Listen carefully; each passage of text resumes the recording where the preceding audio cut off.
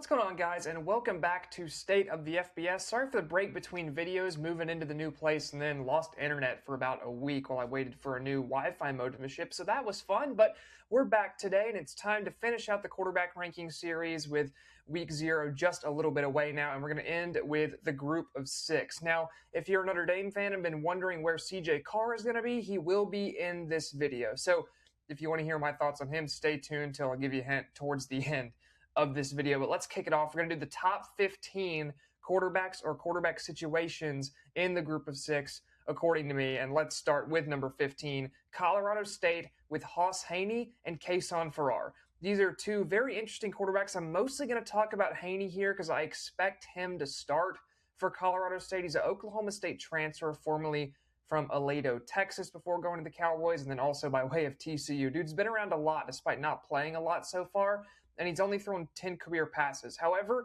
he's an extremely dynamic runner. Didn't get to play a lot last year because he broke his foot in the season opener, but was the Week 1 starter for Oklahoma State, beat out Zane Flores for that job. And while I do think there's a little bit left to be desired with the arm and the accuracy, I think he is definitely a dynamic enough player to be a high-quality quarterback at the Group of 6 level. Mountain West going to look a little bit different this year. Again, more teams moving around as always, it feels like in college football now. But most importantly here, I really trust this coaching staff. Jim Mora, then Price Tracy is the OC, and Matt Mitchell is the quarterback's coach, not to be confused with SEC roll call Matt Mitchell. But yeah, I think Hauss Hejny is set up to do very well here with the Colorado State team this year. And Kason Farrar also is another guy that can be a dual threat player, threw for 84 yards last year on limited attempts at UConn. But both of those guys, I think, could be put in a position to succeed and do so. But again, I do think this will be Hejny's job, and I think he will definitely step into it and perform well for the Rams this season. Up at number 14, it's Appalachian State and Malachi Singleton.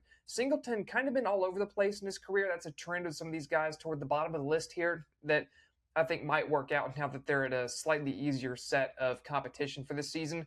Singleton, formerly of Arkansas and Purdue, last year the Boilermakers, threw for 439, 5 touchdowns, 2 picks. Didn't see a ton of action and has just 229 snaps in 16 career games despite being a senior. So this is a guy who, while he has been around college football a lot, has not been on the field a ton. Despite that, is another one of these talented runners, and I like his arm a good bit. It's just a matter of can he tame it, can he be accurate. I do think he's at his best out of the pocket, creating on the run, and really at this point just needs experience and consistency. I think if you can get those two things from Malachi Singleton, especially in a weaker Sun Belt this season, I really like where App State stands with him at the quarterback spot. I think he could be a big upgrade for them this season. Up at number 13, ECU. They replaced the outgoing Caton Hauser with Emory Williams, formerly of Miami. Williams didn't get to play a ton, and that's kind of the downside of Miami's mercenary quarterback strategy. You go in and you get Cam Ward, and then you get Carson Beck, and now you get Darian Mensah. Well, Emory Williams, after sitting there for a while, is finally like, okay, I quit. I'm going somewhere else. And he transfers into East Carolina. Former 3-star player, has really good size, 6'5", 222. Big dude back there, can absolutely rip the football, has a quick release too. It was better than I expected when I turned on the tape. Obviously, you know it's going to be a good player if he's at Miami. He's on scholarship to play quarterback at Miami, but still, the release is a lot zippier than I expected it to be from Emory Williams. Definitely a pure pocket type of passer, and I think with ECU's up-tempo system, it'll be an interesting fit since he's not as mobile as maybe some of the other guys that have been in the system before. Despite that, I do still think he'll be very successful, and he will have to hold off another transfer Texas Tech guy, 6th-year player Mitch Griffiths, but I do think Williams is the better player and should take this job for the Pirates this season. Up to number 12, it's Oregon State with what might be the most fun quarterback battle you probably haven't heard about yet, with Malik Murphy and Braden Atkinson. Murphy, I think, is pretty famous throughout the college football world now for having a monster arm. Dude is like Uncle Rico out there, can chuck it over them there mountains for sure. I don't know if there's mountains in Corvallis, not a big Oregon geography guy. If you are, let me know. But he can absolutely chuck it, can Malik Murphy. Last year did start the season for the Beavers, 1,800 yards, 9 touchdowns, 8 interceptions. It was pretty rough. It led to him getting benched, lost his job about midway through the season. The thing is, he's been a good player before, was very good at Duke, I thought, in 2024, enough to where I was pretty high on him with the Beavers entering last season, and then as well showed flashes at Texas when he was with the Longhorns. I think it's another one of these guys where it's just a matter of getting that consistency and learning how to tame that arm a little bit. Kind of what we talk about with Joe Milton at the NFL level of, man, imagine if he could put some touch on the ball and throw it accurately, how good he could be. Malik Murphy is kind of the college version of that same thing of, hey, this dude has a rocket, but unfortunately the rocket misfires a lot of the time.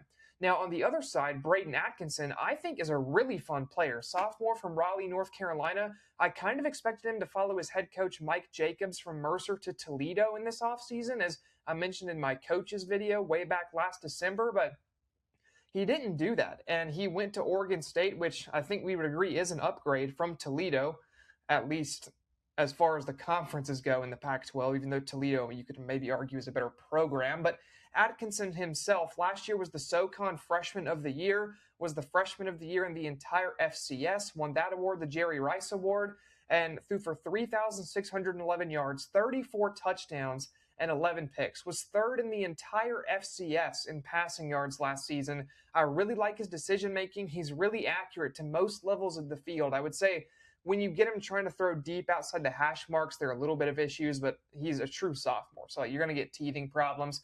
I think he'll really improve this year in this Oregon State system. I would not be surprised at all if he's starting for the Beavers even midway through this season, even if Murphy wins the job to start it off. So obviously there's the jump in competition that you have to worry about, but I still think he is a very solid player. I think he will develop well. I think he is a great get for this Oregon State team before the season. Up at number 11, it's FAU's Caden Veltkamp. And I know a lot of the group of 6 guys that really are into a lot of these teams might wonder why Veltkamp is a little lower. This is a highly productive player that I would bet some people have even up near the top 5 or 6 of this list. Well, the issue with me for Caden Veltkamp is he has the most turnovers in the FBS of any quarterback over the last 2 seasons. That is a monster issue. I get it's a slightly easier competition set at FAU and the American and some of these big time schools, and so maybe you can overcome that by just being hyper productive.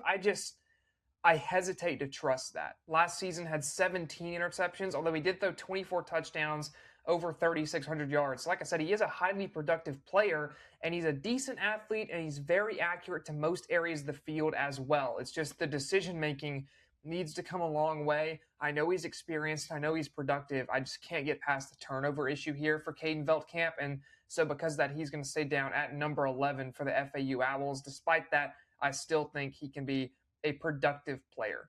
Up to number 10, it's Navy's Braxton Woodson, first-year starter for the Midshipmen this season. He's a senior from Almonte Springs, Florida, and he's coming in to replace the very, very talented Blake Horvath, who had led this Midshipmen team over the last few years. Woodson did appear in 10 games last year. He was 9 of 19 for 110 yards, but he also had 414 and 6 touchdowns on the ground. This dude is a dynamic rushing threat from the quarterback position, and you expect that from a guy at Navy. He was one of 2 quarterbacks with 360 or more yard rushes in 2025. He's an elite runner and athlete, and I think when you plug that into this Navy option system, this is a guy who could be incredibly dangerous in the American this year. I know Navy is right up there with G6 odds to make the college football playoff.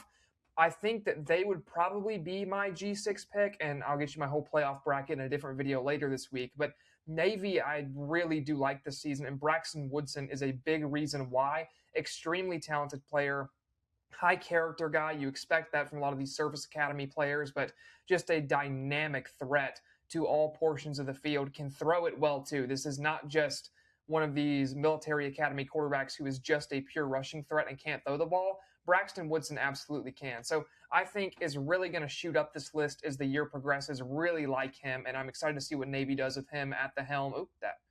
Bad pun. My bad. It was not intentional.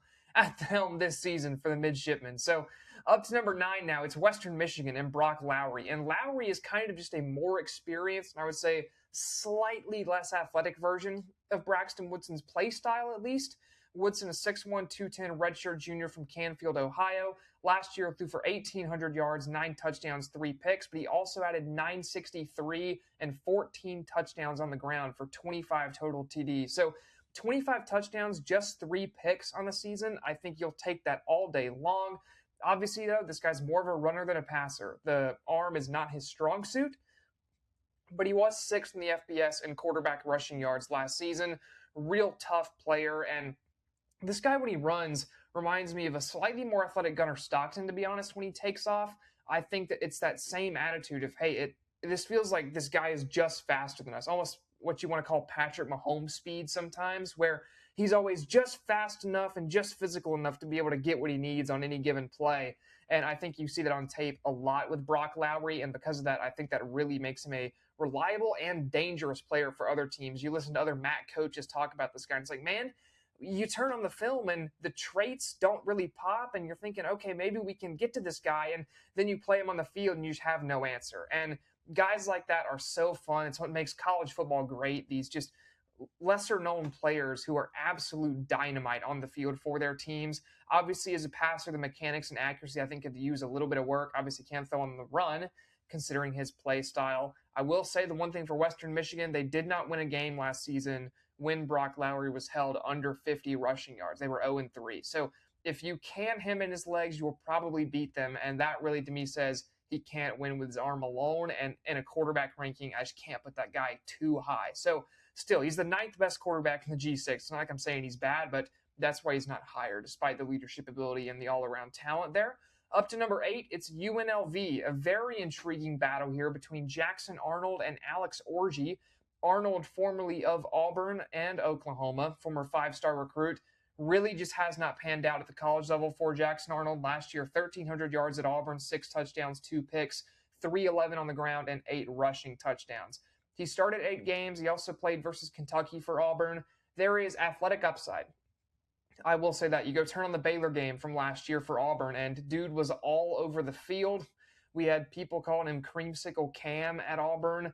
After that game, it was outrageous, the Jackson Arnold hype at that point. And then you get further into the year, and you realize can't do much of the whole throwing the ball thing, and that is an issue. At the quarterback position, I will say if I think anyone can get the best out of him, it might be Dan Mullen at UNLV. I like that setup. I like the system for Jackson Arnold.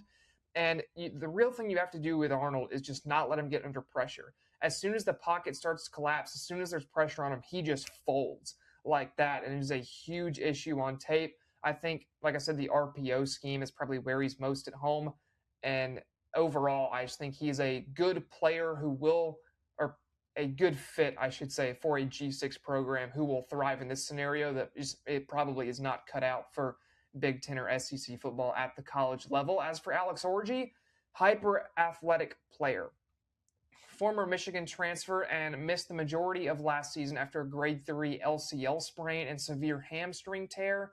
On his career, he's not played a ton. He's 29 of 51 for 192, 3 touchdowns, 2 picks, but also has 434 and 5 touchdowns on the ground. He is more athletic than Arnold. I think he has about the same level of arm as Arnold, if not maybe even a little bigger. He's just a freak out there. I know there have been some good clips of him in camp as well, making some great throws, but at the end of the day, that's just camp. We'll see who's better on the field.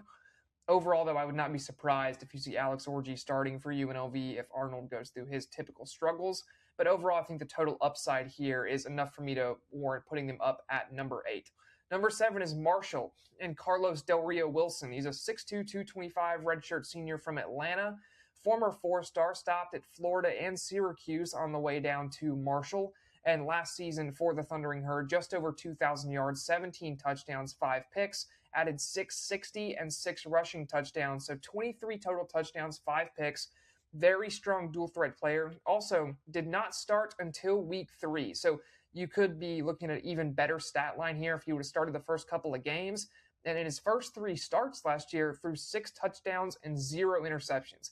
Kind of fell apart down the stretch, I'm not going to lie, but what you saw, I think, from the start of him last year is the best version of him, and if you get that, this dude can be a monster at the Sun Belt level especially.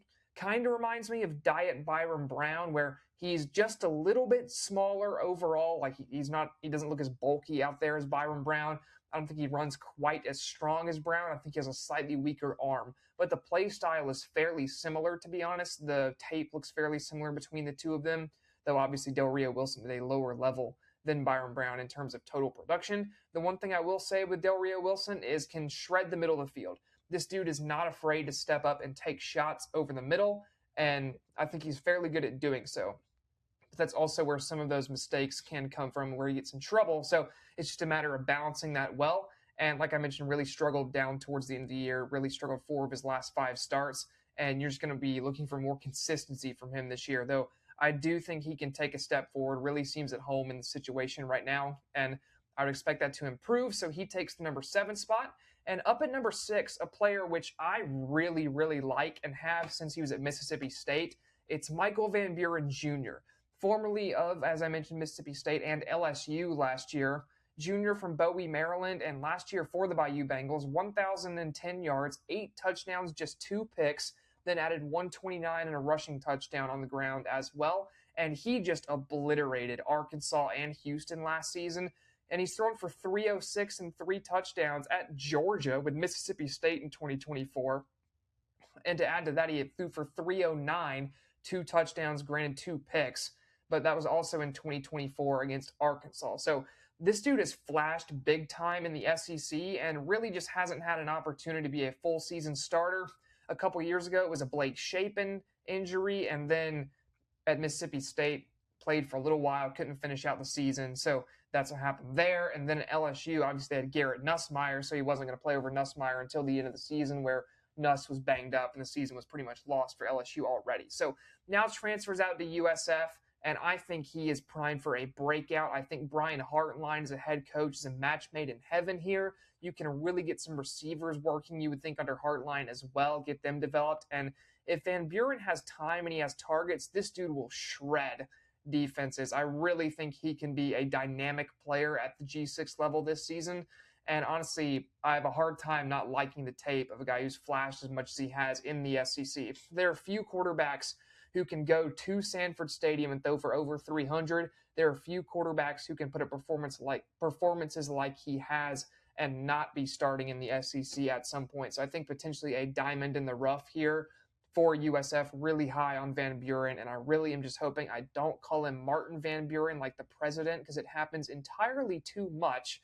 So Michael Van Buren here at number 6. Now into the top 5, it's Delaware and Nick Minicucci. Minicucci is a senior from Midland Park, New Jersey, and last year, highly productive.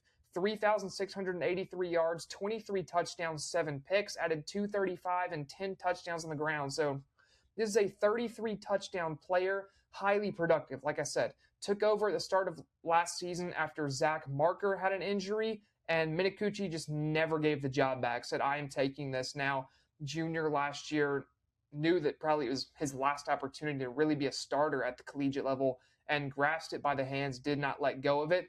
I will say, CUSA tax, probably the worst conference in all of college football. So I'd take it with a little bit of a grain of salt. Even at the G6 level, the CUSA is like another half step down, we'll say. But still, second most passing yards in the G6 behind Drew Mestamaker last season. I don't care who you're playing against. That's extremely impressive. Had 7 games of 300 or more passing yards, and one where he went over 400. It was 422 against Jacksonville State in a loss, but still over 400 yards is impressive any way you do it. He's an extremely accurate player, can throw to all levels of the field, and what I have here written in my notes is his mobility is good enough to be, quote, highly annoying, which I think is really the best way to say it with him. He's not going to be a dual threat. He's not going to burn by you, but you're going to close in on the pocket and suddenly he's going to squirt away and toss it out for about a 7-yard gain. You're going to be like, dang it, how did we not get him again? He is really good at doing that. And also you got to think about the fact that he is entrenched in this system, and he's appeared in at least 6 games each of the past 3 seasons for the Blue Hens. I think he is really primed to be a successful player and highly productive for Delaware this year. Up to number 4, it's a UTSA and Owen McCown, son of Josh McCown. I feel incredibly old. 6'1", 190 redshirt senior from Rusk, Texas. And UTSA, I think a lot of people have as one of their favorites to make the playoff out of the G6, and Owen McCown is a big reason why for a lot of those people. Last year for the Roadrunners, threw for nearly 3,000 yards, was just 5 yards short, 30 touchdowns, 7 picks, and honestly, he should have broken 3K yards, but played hurt and then got knocked out of the game versus North Texas and was pulled in the third quarter. It was just a disaster there, but North Texas did that to a lot of teams last year, so I think without that, you're looking at the 3K, 30 touchdown guy for this year, another very talented player, smart, reliable signal caller, really happy in the pocket. He will have a few inexplicable decisions. you kind of just have to take the good with the bad with Owen McCown and know that, hey, he might make these mistakes sometimes, but also when he's on, he is really good, great at being on time and on target. And those of you who watch the channel know that that's about my favorite trait you can have as a quarterback. It's throwing with anticipation and on time and on target. If there's a guy that I'm saying both of those things about, you know that I'm really high on that player. The arm is also above average, and as I mentioned, is a leader of what should be a top 5 team in the group of 6 this season. I think the consensus is one of Navy, Boise State, UTSA, probably in the running for this year. Maybe if Alejado goes off, you're looking at Hawaii, but still very good UTSA team. And Owen McCown, I think, big reason why he's at number 4. Speaking of Micah Alejado, he's at number 3. Alejado last year for Hawaii, 3,106 yards, 24 touchdowns, 9 interceptions, added 105 and a rushing touchdown as well. Undersized. He's 5'10", 180, not a big guy. Redshirt sophomore from Vegas and former starter for Bishop Gorman. So very talented high school. And if you're going to be starting for them, you are a big-time player no matter who you are. And Alejado ends up going to Hawaii. And I think they really got a good one last year. Looked great. The bowl game between him and Jaron Kiave Sengapuletele last year was so fun to watch. Both of those guys going at it. And I think the good thing about Micah Alejado is, despite not having necessarily the biggest arm, he really makes up for it with his ability to throw with anticipation. It feels like this guy knows the play every single time. He knows exactly what's going on. He can see exactly what the defense is doing, really break them down and dissect teams. And to see that from a player that's so young already, I was extremely impressed. Threw for over 300 4 times last year, over 400 twice. And as I mentioned, though the arm is not anything special, he absolutely will make up for it and pick you apart.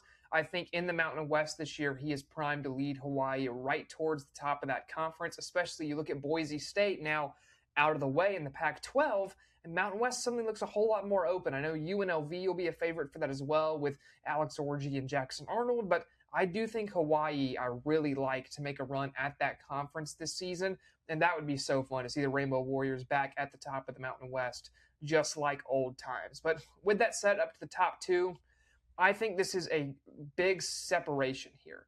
From your number 3 up to your number 2, I would say 3, 4, 5, and 6 are all pretty close in my mind. And then there's a big jump forward, and here is number 2. It is Texas State's Brad Jackson. Brad Jackson is an incredibly talented player. I do not think gets the love that he deserves on a national stage. This dude is a flat-out baller. 6 foot, 197, redshirt sophomore from San Antonio. And last year threw for 3,224, 21 touchdowns, 7 picks. And you might think, okay, that sounds good, but it's not the most insane thing ever. Well, he also added 744 and 17 touchdowns on the ground. This is a 38 total touchdown player with only 7 picks. And you look at the total yardage here, that's almost 4,000 yards. So you're just shy of a 4K 40 touchdown player here for Texas State in Brad Jackson. And he is an elite dual threat, leaves defenses absolutely baffled out there. I will say, slight step up in competition going from the Sun Belt to the Pac-12 this season. You are going to have to play Boise. You are going to have to play Oregon State, Washington State. It's a little bit more difficult, but I do think Brad Jackson is absolutely built for this. Dude is just a dog. The arm is not anything crazy, but it's more than good enough for what he needs to do. And I will say last year as well, the really only big game they played as far as P4 competition was Arizona State, and he played pretty well in that game. His legs were limited, but still he made some pretty good reads, made some good throws. I really think his game can scale, especially to the Pac-12. It isn't like we're chucking him into the Big Ten or anything. So I do think despite the schedule being more difficult, this is a player that's absolutely going to wind up more on the national map this year. I think he should have been on the national map more last year. Unfortunately, Texas State, just not the biggest market, not the biggest program. But Brad Jackson, remember the name, dude is a dog. And that leaves us with the number 1. I think once I said CJ Carr was in this video, you probably could have guessed this is the guy that was going to end up at the number 1 spot. But here he is, Notre Dame CJ Carr, 6'2", 215, threw for 2,700 yards last year, 24 touchdowns, 6 picks, added 3 touchdowns on the ground as well. And the big thing with CJ Carr, the processing. It is just elite out there. You watch this guy sit in the pocket, and you can see bang, read, neither open. Okay, third read, check down, next play, open read, first guy. He's just really quick at making decisions, quick release, throwing strikes. knows where the ball needs to go, and is just such an advanced player for still as young as he is. I am really impressed with how quickly he has developed in this Notre Dame system. I know Notre Dame, not exactly a byword for elite quarterback prospects, but this dude is just a dog out there. And the situation around him is really good too this year. I know people are going to be worried about losing Jeremiah Love and Jadarian Price. They're going to be just fine. This offensive depth is still good. The receiver room, led by Jordan Faison, I think is still incredibly talented. And if you guys haven't seen Ian Primer, goodness. Freshman tight end coming in for Notre Dame, I think has the potential to be the best Notre Dame tight end we've seen in a while. And I know that's saying something, but still, this dude is a freak. His huddle highlights, I mean, he is just flat out mowing teams down all by himself. And I think you give a quarterback as talented as CJ Carr, a safety blanket as reliable and dynamic as Ian Primer, that is a dangerous combo. The one thing I will say for CJ Carr is I'd like to see him cut down on the mistakes in quote unquote big games. 5 of his 6 interceptions last year were against ranked opponents, had 1 versus Miami, A&M, USC, and then 2 versus Pitt. So I would expect that to improve this year, but again, not a ton of difficult games for Notre Dame this year. It's really how well does he play versus Miami, how well does he play versus SMU, how well does he play at BYU. Those are, I think, really the 3 big games for him, and otherwise, the schedule is easy enough to where if you just toss this guy out there and say, hey, go have fun, you could be looking to Heisman contender at the end of the year in CJ Carr. So, very talented player. I do not want anyone to take anything away from him because of Notre Dame's schedule. He can't help who Notre Dame plays. He's a very talented player. I love the tape on CJ Carr, and I really think this is one of the top 5 or 6 quarterbacks in the country this season. So, really high on him, really high on Notre Dame overall. I think they are a very talented team. And overall, I do think they are going to be a problem this year once they get into the playoff, especially because they're going to be more rested. They haven't played as many good teams, but this is a quarterback ranking video, not a Notre Dame video. So we're going to wrap this up. Thank you guys for all tuning in as usual. As I mentioned, sorry for the little break between videos. Had internet out for about a week, but we're back, we're rolling, and excited to be going again as we hurtle towards week 0 here for college football. I'm so happy to be back. It's the best part of the year right now, and nothing like Saturdays in the fall. Looking forward to it. But for today, that's been it. I've been Micah. This has been State of the FBS. Do make sure to subscribe if you haven't already. It really helps me out, and I'll see y'all next time.